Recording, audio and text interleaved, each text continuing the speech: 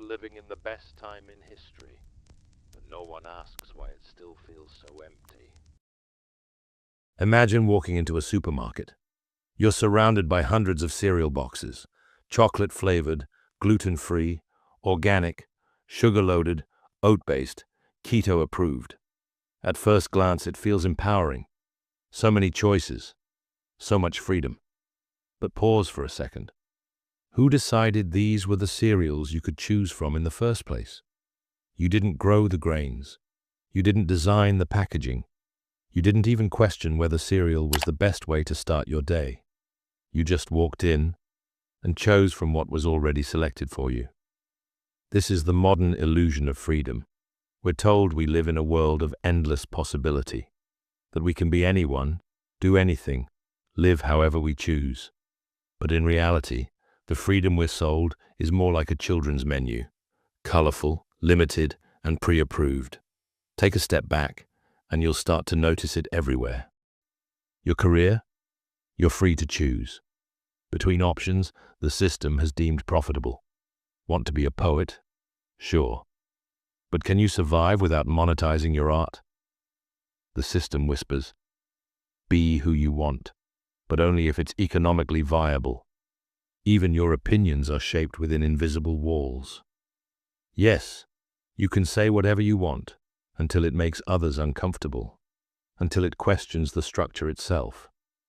The Overton window, the range of acceptable ideas, is narrow, but it's decorated so beautifully, you never realize you're boxed in. We confuse variety with freedom. But freedom isn't having 50 brands of toothpaste to choose from. It's having the power to question why toothpaste has become a billion-dollar industry in the first place. It's the freedom to ask, is this choice even necessary? Or is it just noise? Consumerism sells you freedom wrapped in packaging. You can pick your clothes, your coffee, your phone wallpaper, but try stepping outside the unspoken rules of success, beauty, or productivity, and watch how quickly that freedom vanishes. The system smiles while handing you 1,000 flavors of the same idea. Conform, but feel like you're choosing. Think about social media. It promises you a platform, a voice, a digital stage to express yourself. But that voice is guided by algorithms that reward conformity, outrage, and superficiality. Say something real, and you might get buried. Post something trendy, and you might go viral. It's not expression, it's performance. Even rebellion is packaged now. Want to feel like a nonconformist? Great, there's a brand for that. There's a hoodie, a playlist, an aesthetic, and a hashtag. Modern rebellion often looks more like a marketing campaign than a movement. And here lies the most dangerous part of the illusion. You feel like you're free. You walk through life feeling like you're in control, never realizing the lanes were drawn long before you arrived. The illusion works so well because it rewards you just enough. Just enough dopamine, just enough success, just enough applause to keep you from asking, wait, is this really freedom? True freedom isn't about infinite options within a limited box. It's about seeing the box. It's about stepping outside of default modes and asking, why do I want what I want? Who benefits from my choices? That moment, when you start to question, really question, is when the spell starts to break. Because the greatest deception of modern society isn't control through force, it's control through illusion. Through the comforting lie that you are already free. But real freedom? That begins only when you stop mistaking the menu for the meal. Picture this. You wake up, check your phone, scroll past a motivational quote. You have the same 24 hours as Elon Musk. Suddenly your mind starts racing. Emails to reply to, tasks to check off, goals to chase. You feel behind, even before brushing your teeth. Welcome to the productivity trap, a world where busyness has become a badge of honor, and your value is measured not by who you are, but by what you produce. Society applauds the grinders, the hustlers, the ones who never stop. We romanticize burnout and glorify sleep deprivation. We chase milestones not because they fulfill us, but because we're terrified of falling behind. The message is clear. Your worth is tied to your output. But who decided that? Since childhood, we've been conditioned to chase gold stars, good grades, promotions, likes, shares. We internalized a dangerous equation. More doing equals more value. And over time, it became our reality. Not because it's true, but because it's repeated so often that we stop questioning it. And here's the twist. The system is designed this way. The more insecure you feel, the more productive you try to be. You buy planners, apps, and online courses. You hustle harder, thinking one more achievement will finally bring peace. But peace never comes, because the bar keeps moving. It's a treadmill with no off switch. Even leisure has been hijacked. Reading a book? Better make it self-help. Going for a walk? Track your steps. Doing nothing? That's laziness, unless you can rebrand it as mindful recovery. We've forgotten how to exist without a purpose, without an agenda, just exist. But the truth is, you are not a machine. You were never meant to operate at maximum efficiency every hour of every day. Nature doesn't bloom all year long. Why should you? Productivity culture masks itself as empowerment. But in reality, it often reinforces a quiet slavery, one where you willingly chain yourself to tasks, convinced you're free, where rest becomes guilt, and stillness feels like failure. This isn't just a mental trap, it's a psychological identity crisis. We're not addicted to work, we're addicted to being seen as useful, to being validated. But if your entire identity is built on being productive, what happens when you stop? Who are you when you're not doing? Here's a radical thought. You are already enough. Even when you do nothing, even when you're still, you don't have to earn rest. You don't have to justify being. Existence is not a performance. You are not here to meet a quota. The most revolutionary act in a world addicted to hustle might just be doing nothing on purpose. So the next time your mind whispers, "You're not doing enough," answer it gently. Maybe I'm doing exactly what I need to, because freedom isn't always loud. Sometimes it's the quiet moment when you realize you've stepped off the treadmill and the world didn't end. Who are you? It's a simple question, but try to answer it and watch how quickly your mind reaches for labels. I'm a student. I'm a manager. I'm a mother. I'm creative. I'm introverted. I'm ambitious. We speak in titles, roles, and traits as if they fully define us. But where did these identities come from? Did we choose them? Or were they handed to us like uniforms on the first day of school? From the moment you're born, the world starts shaping your sense of self. Your gender is assigned. Your culture is stamped onto you. Your name is whispered over and over until you internalize it as me. You learn what's praised, what's punished, what gets love, and you adjust accordingly. You become what's accepted: a good child, a smart student, a hard worker. Little by little, the real you is traded for something safer, more palatable, a version of you that fits neatly into a world that doesn't like mess or mystery. But here's the thing. Identity isn't discovered, it's constructed. And modern society has become a master architect. Social media, education systems, advertising, they don't just reflect who you are, they tell you who you should be. You scroll past filtered faces and curated lifestyles, and somewhere deep inside, a quiet voice asks, "Should I look like that too?" You wear clothes, not just to stay warm, but to say something about yourself. You buy a phone, a car, a coffee brand, not just for function, but for identity. You speak a certain way, follow trends, and post updates, because, whether you realize it or not, you're constantly announcing, "This is who I am. Please believe me." It's not your fault. We all do it, because we've been conditioned to think of identity as a product. something that must be marketed, polished, and liked. In a world driven by algorithms, your sense of self becomes content. Every photo, every status, every story is part of the performance. You're not just living, you're curating a narrative. But what happens when the performance becomes the reality? What happens when you've played the role so well, for so long, that you forget who you were before the script, before the mask? Here's the unsettling truth. Most people never meet their true self. They live and die inside roles crafted for survival, not authenticity. They confuse who they are with what they've been told to be. But every now and then, maybe during a moment of solitude, maybe in the middle of a breakdown, the mask slips. You catch a glimpse of something raw, something unpolished, a version of you that doesn't need to impress or prove. That's the real you, the one beneath the noise. It doesn't mean you must reject every role you've taken on.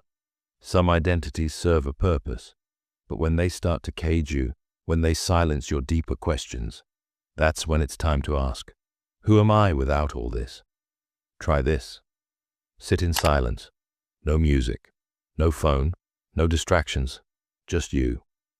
Ask, if no one was watching, what would I still care about? What would I still love? What would I stop doing? That's where your real identity lives. Not in your job title, not in your bio, but in the quiet knowing that you're more than the roles you play. You were never meant to be a brand. You were meant to be a human. And the most liberating journey you'll ever take is the one back to yourself. We love comfort, the soft bed, the hot shower, the instant food, the one-click delivery. A world where you barely need to move, wait, or wonder. And why wouldn't we love it? Comfort feels good, safe, familiar. But beneath its warm blanket lies a cold truth. Comfort can be a cage. Because comfort isn't neutral. It shapes us. It dulls our edges. And when overindulged, it begins to numb the very instincts that lead to growth. Take a look around. Every innovation is designed to reduce effort. Why walk when you can ride? Why cook when you can order? Why talk when you can scroll? In the name of efficiency, we've traded friction for fluidity. But friction is where change happens. It's where muscles grow, minds stretch, and identities evolve. The illusion of comfort tells us we're thriving, while we're actually just surviving in a padded room. Everything is made easy, except the things that really matter. Growth still hurts. Truth still stings. Real connection still takes effort. But when you've been fed dopamine on demand, even slight discomfort feels like pain. We lose our tolerance for silence, for challenge, for boredom. And in doing so, we lose the ability to sit with life, to wrestle with it, question it, reshape it. Comfort doesn't just protect us from danger, it protects us from awareness. Why reflect when you can binge? Why confront your emotions when you can numb them with noise? Why risk the unknown when the known is so comfortable? That's the real danger. Not that comfort makes us lazy, but that it makes us content with less than we're capable of. You stop dreaming, not because you don't want more, but because what you have is good enough. You stop fighting, not because you've won, but because the couch is too soft and the screen too bright. And here's the scary part. The system knows this. A comfortable population is a controllable one. When people are fed, entertained, and distracted, they're less likely to question, to resist, to wake up. Comfort pacifies rebellion. It smooths the rough edges of society into a quiet hum. So no, comfort isn't evil. But unquestioned comfort, that's a slow anesthetic. It lulls you to sleep while life passes by just outside your window. The antidote? Choose discomfort. Not recklessly, but deliberately. Do hard things, not for the result, but for the reminder that you can. Sit with boredom, question convenience, break the loop. Because real life, the raw, vibrant, unpredictable kind, lives just beyond the edge of comfort, And maybe, just maybe, the life you're truly meant for is hiding in the place you've been avoiding the most. At some point, in the midst of all the noise, the screens, the opinions, the goals, the roles, you begin to feel it. A strange emptiness, not loud, not dramatic, just subtle, like a room that used to be filled with music but now echoes with silence. It creeps in during quiet moments, when you're driving alone, when the movie ends, when you're lying in bed, staring at the ceiling, and the distractions finally go still. That's when it whispers, "Is this really me?" Because somewhere along the way, you forgot. You forgot who you were before the world told you who to be. Before the schedules, the labels, the identities took over. Before success became urgent and authenticity became optional. This is the tragedy of the modern mind. We know the price of everything, but the value of nothing. We can name celebrities, stocks, trends, but struggle to name our own needs. We live in a world of hyperconnectivity, and yet we feel deeply alone with ourselves. Why? Because we've abandoned the self, the real one, the one behind the masks, the child who once stared at clouds, got lost in drawings, asked questions just for wonder's sake. The version of you that existed before the algorithms, before the applause, before the world taught you to perform. And the worst part, we didn't even notice it slipping away. Modern society doesn't demand that you forget yourself. It simply keeps you too busy to remember. From the moment you wake up, you're plugged in. The calendar tells you who you are today. The phone tells you what matters. And the world applauds the version of you that's most useful to it, not necessarily the version that's most you. But here's the truth that no one profits from telling you. You are not your productivity. You are not your opinions. You are not your profile. You are something far deeper, a living, breathing consciousness, with dreams that weren't sold to you and feelings that don't need to be filtered. And the way back is not through achievement, it's through attention. If this message resonates with you, consider subscribing to the channel. Here, we dig beneath the surface, beyond what you've been told, to uncover what truly matters. If you're on a journey back to yourself, you're not alone. Let's walk it together. Now back to your forgotten self. Reconnecting with it doesn't require a complete life change. It starts in small, defiant moments. Moments where you choose to sit in silence instead of reaching for distraction. Moments where you write, not to post, not to impress, but just to feel your own thoughts again. Moments where you say no, not because it's efficient, but because it's honest. And perhaps most powerfully, moments where you do nothing and realize that you are still worthy. Because the self doesn't shout, it whispers. And to hear it, you must slow down. Step off the stage, close the tabs, turn down the volume of the world so you can finally hear your own voice. And when you do, something miraculous happens. You remember what you love, not because it's trending, but because it lights something up inside you. You remember what you fear, not because someone told you to avoid it, but because it holds truth. You remember what matters, not for status, but for soul. You start asking deeper questions, not what should I do next, but who do I want to be when no one's watching? And in asking, you begin to reclaim your humanity. You begin to feel alive again, not just surviving, not just functioning, but being. And slowly, the illusion begins to fade. The stage freedom, the performance-based worth, the productivity trap, the curated identity, all of it loses its grip. You wake up, not just from sleep, but from the trance of a life you never truly chose. And in that waking, you become dangerous. Dangerous to systems that profit off your disconnection. Dangerous to narratives that depend on your obedience. Dangerous in the most beautiful way. Because a person who knows themselves cannot be controlled. They don't chase, they choose. This was the great deception of modern society. But now, you see it. And once you see it, You can never unsee it. Welcome back to yourself. We've missed you.